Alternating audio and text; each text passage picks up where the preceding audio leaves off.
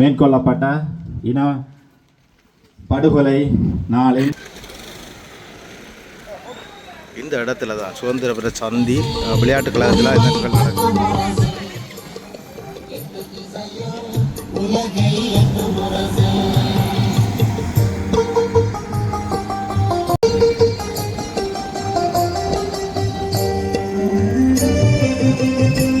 இருபத்தி 8 வருடங்களுக்கு முன்பதாக நாங்கள் எல்லாம் 18 வயது என்று நினைக்கின்றேன்.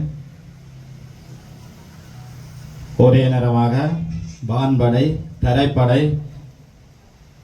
இருவழி தாக்குதல் மூலம் சுதந்திரபுரம், வள்ளிகுணம், முடியார்கட்டு, குரவில் அதை அண்மித்த பகுதிகளை எல்லாம் காலை வேளையிலேயே போர்க்களமாக்கி இந்த ஸ்ரீலங்கா இராணுவமானது மிக பாரிய அளவிலே ஒரு படுகொலையை நிகழ்த்தி முடித்தது. நிறைய பேர் இறுதி யுத்தத்திலே மடிந்து விட்டார்கள்.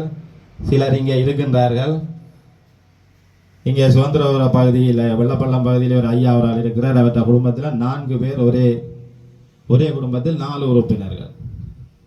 நான் நினைக்கின்றேன் மிகவும் ஒரு திட்டமிட்ட முறையிலே அதிகாலை வேளையிலே அம்பகாமம் பகுதியில் இருந்து செல் தாக்குதல், ஆனரவு பகுதியில் இருந்து செல் தாக்குதல், சம நேரத்திலே வான்படையினரின் தாக்குதல். வான்படையினரின் தாக்குதல் முடிவடைந்த கையோல காயப்பட்ட ஆட்களை அகற்றுவதற்கு முயற்சி செய்த வேளையிலே பீதியோரமாக இந்த பிக்ஸ் அடித்து காயப்பட்ட ஆட்களை கொண்டு செல்ல முடியாத அளவுக்கு எறிகணை தாக்குதல். மிகவும் ஒரு கோரத்தனமான முறையிலே ஒரு பெரிய அளவு ஒரு பாரிய படுகொலை ஒன்றை நிகழ்த்தி முடித்தது ஸ்ரீலங்கா இராணுவம். அதனுடைய 28வது ஆண்டு நினைவில் இங்கே கூடியிருக்கின்றோம். சுடரினை ஏற்றுமாறு இந்த நிகழ்வு அந்த படுகொலையின் போது படுகொலை செய்யப்பட்ட கோவிலா அவர்களது சகோதரியார் ஜீவன்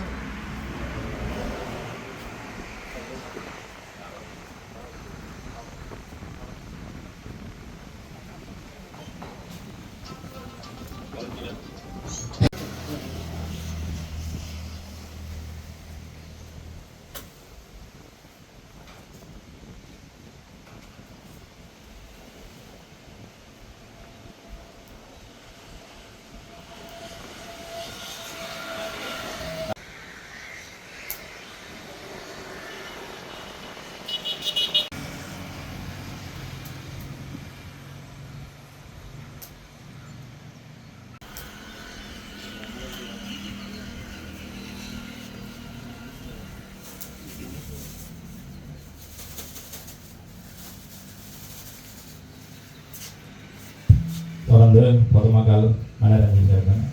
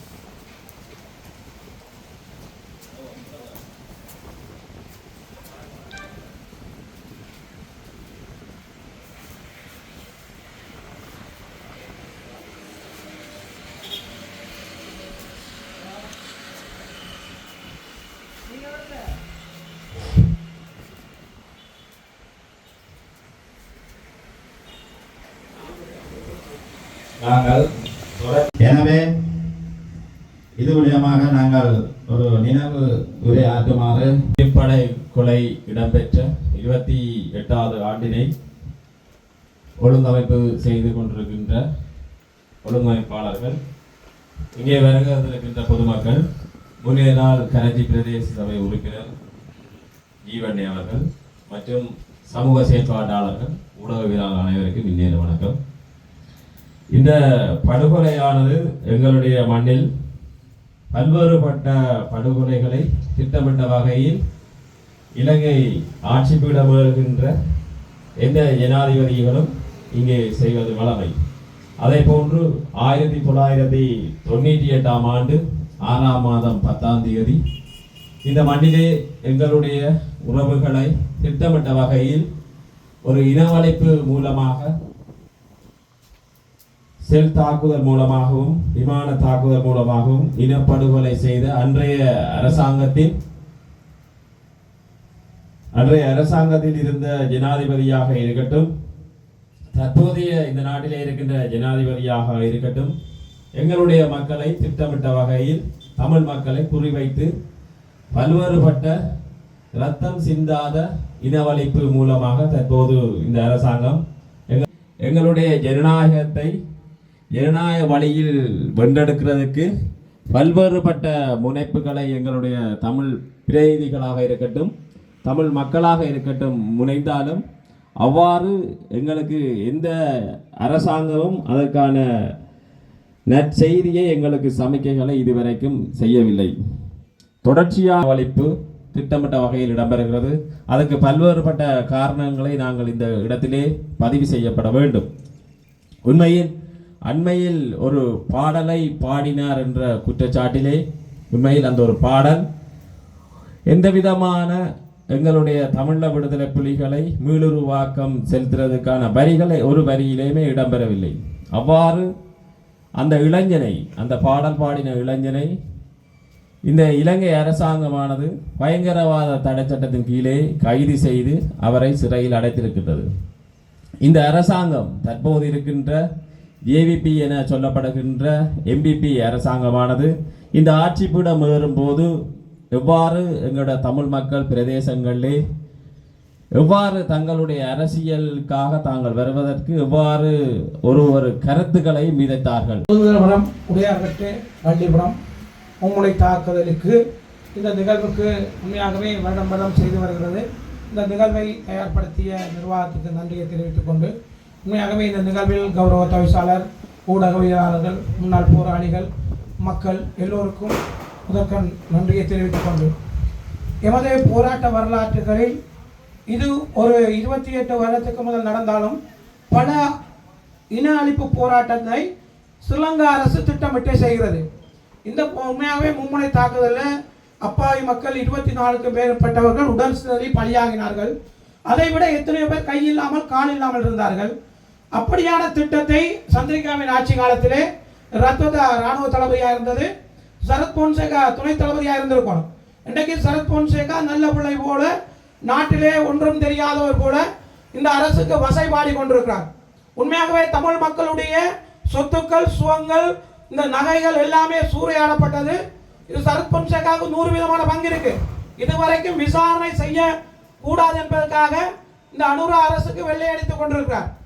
இப்படியான படுகொலைகளை செய்த அரசு, அனுரா அரசு வந்த நேரம் சொன்னது, மக்கள் எல்லாரும் நாங்கள் முள்ளிவாய்க்காலில் பட்ட துன்பங்களை மறந்து ஏதோ அனுரா அரசு வந்தால் எங்களுக்கு ஈழம் தரப்போறார்கள், எங்களை விடுதலை புலி தேசிய தலைவருக்கு சமனானவர், எங்கள் தலைவரின் செருப்புக்கு கூடி எந்த ஒரு நபரும் சமன் கிடையாது இந்த உலகத்திலே.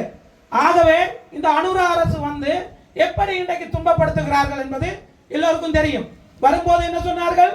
துயிலம் இல்லங்கள் மக்கள் அஞ்சலி செலுத்தப்பட வேண்டும், அது மக்கள் மாவீரர்கள் என்று அதிகமாக சொன்னார்கள். நான் இதில் ஒன்று சொல்றேன், தமிழ் மக்கள் வேற, விடுதலை புலிகள் வேறு அல்ல. புலிகள் தான் மக்கள், மக்கள் தான் புலிகள். ஆகவே இதை பிரித்து எந்த ஒரு பாராளுமன்றத்திலுமோ எந்த ஒரு சர்வதேசத்திலுமோ படம் போட வேணாம் எந்த ஒரு அரசியல்வாதிகளும். ஏனென்றால் ஒரு தமிழ் மகனுக்கு, ஒரு பாட்டு பாடிய ஒரு மகனுக்கு வந்த நிலை என்று தெரியும். பயங்கரவாத சட்டம் நேற்று பாராளுமன்றத்தில் பார்த்தா ஒரு மாசத்துக்கு நீடிக்கிறார்கள் அவசர கால சட்டம். என்னையா நாடகம்? நீங்க அதிகமான ஆட்களை வச்சிருந்து இந்த பாராளுமன்றத்தை ஆட்டலாம் நினைக்க கூடாது.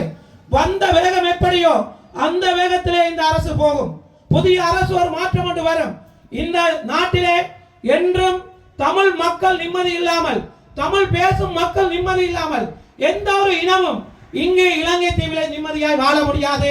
அது இயற்கை, அந்த தாண்டவம் ஆடியே ஆகும். ஆகவே தமிழ் மக்களுக்கான தீர்வினை நாங்கள் தென்னிலங்கையில் உள்ள வரும் அரசிடம் நம்பவில்லை.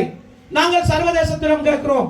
அயல் நாடான இந்தியா கண்மூடித்தனமாக இருக்கிறது. நாங்கள் சர்வதேசமிடம் கேட்க போனால் நீங்கள் பாரதிய தேசத்தில் கேளுங்கள், பாரதிய தேசத்தை முடிவோடு செய்யுங்கள். நான் இதை கூறுகிறேன். நான் பேசும் பேச்சு எல்லாத்திலையும் கேட்கிறேன். உண்மையாவே மோடி ஐயா அவர்களே, இந்த 1987ஆம் ஆண்டு கொண்ட இலங்கை இந்தியா ஒப்பந்தம், போலீஸ் அதிகாரம், காணி அதிகாரத்தோடு தமிழ் மக்களை நிம்மதியாய் வாழ விடுங்கள். அதுக்கு உங்களுக்கு 100% பங்கு இருக்கிறது. ஆகவே இது மாற்றம் கொண்டு வேண்டும். நாங்கள் சர்வதேசத்திடம் கேட்கும் போது சொல்கிறார்கள் இந்தியா முடிவெடுத்தால் சரி. இப்படியே 87ங்க, இன்னைக்கு 2026ங்க, இப்படியே படுகொலைகள் நடந்து கொண்டுதான் போகும். நீங்கள் நினைக்கலாம் இங்க புலம்பெயர் தேசத்தில் உள்ள உறவுகள் நினைக்கலாம் நாங்கள் தமிழ் மக்கள் நிம்மதியாக வாழ்கிறார்கள், இப்பொழுது நாடு நல்லா இருக்கிறது. நாங்கள் ஒரு மூடிய சிறைச்சாலைகள் தான் வாழுகிறோம். இன்று என்னை பொறுத்தவரை 15 முறை டிஏடி சிஐடி கொழும்பு விசாரணை என்று கூப்பிட்டு நேற்று கூடி போலீஸ் ஜிஎஸ் டிஎஸ் மூலமாக என்னென்ன தவறுகள் இருந்து வாக்கெடுக்கிறார்கள். 2010 நாங்கள் செய்ததையே நாங்கள் மறந்து விட்டோம். அப்ப இந்த புலனாய்வு பாருங்கள், எத்தனை புலனாய்வு இப்ப நிற்கும். ஏனென்றால் புலனாய்வு துறையை வடக்கு கிழக்கில் விதைத்து விட்டிருக்காங்க. ஒரு மாவட்டத்துக்கு குறைந்த புலனாய்வு துறை 1500 பேருக்கு மேல இருக்கிறாங்க. 90,000 ரூபாய் படி சம்பளத்தை பாருங்க. இப்ப எங்களை மக்களை வரிகளை கூட்டி விலைகளை கூட்டி இன்னைக்கு எரிபொருள் விலை என்ன, இவர் வரும்போது என்ன சொன்னார்? இன்னைக்கு மக்கள் தான் கேட்கிறேன். நாங்கள் முள்ளிவாய்க்கால் சம்மதம் எடுத்தோம், என்ன எங்கள் மக்களை இழந்தோம், எங்கள் மாவீரர்களை இழந்தோம். நாங்கள் ஒருமித்து வாழ வேண்டும், தமிழர்கள் ஒருமிக்க ஒரு கொடுக்க வேண்டும். நாங்கள் இன்றைக்கு திசை மாறி இருக்கிறோம். அதற்காக தமிழ் மக்களை கெடுப்பதற்காக இங்கு யாழ் மாவட்டத்தில் 2 பேர், மட்டக்களப்பில் 2-3 பேர் சிங்கள அரசு விலை கொடுத்து வாங்கி வைத்திருக்கிறது. அவர்கள் எத்தனையோ வேலைகளை செய்து கொண்டுதான் இருப்பார்கள். உண்மையாகவே தோண்ட தோண்ட வந்து கொண்டிருக்கிறது எலும்பு கூடுதல். இதெல்லாம் யார் ஆட்சியில் நடந்தது? இன்றைக்கு டக்ளஸ் தேவானந்தா கூட படம் போடுற, ஏதோ அவரை ஏதோ நல்ல செய்தவர், தமிழ் மக்களுக்கு ஒன்றுமே தெரியாத மாதிரி படம் போடுகிறார். இந்த படங்கள் எல்லாம் மக்கள் ஞாபகங்களை அந்த தம்பி சொன்ன மாதிரி உங்களோட முகத்துள்ள எல்லா அழிவுகளும் இருக்கு, கிண்டி பாருங்க. நாங்க கத்த இல்லை, இந்த நாளைக்கு எங்களையும் கொண்டு போய் பயங்கரவாதத்தை அடைப்பார்கள், சுடுவார்கள். இதற்கெல்லாம் பயந்தால் தமிழ் மக்களுக்கு ஒரு விடிவு வராது என்பதையும் நான் பதிவிட்டு, இது போல எத்தனையோ படுகொலைகள் நடந்திருக்கிறது. ஆகவே இந்த படுகொலை போன்ற இன்னும் ஏதும் ஒரு படுகொலை நடக்கக்கூடாது என்பதற்காகவே தான் விரும்பி ஆயுதம் தூக்கவில்லை. தமிழீழ விடுதலை புலிகள் விரும்பி ஒரு ஆயுதம் தூக்கவில்லை. எங்களை ஆயுதம் தூக்க வைத்தவர்கள் இந்த தென்னிலங்கை சிங்கள ஆட்சி பீடங்கள். இனியும் அப்படி ஒரு நிலை வரக்கூடாது என்பதற்காகவே நான் பதிவிடுகிறேன். எமது ஒரு மகனுக்கு, ஒரு தமிழ் மகனுக்கு எந்த பிரச்சனை என்றாலும் தமிழ் மக்களாகிய நாங்கள் ஒன்று கூடி குரல் கொடுக்க வேண்டும். நன்றி. இந்த நிகழ்வு போல சகல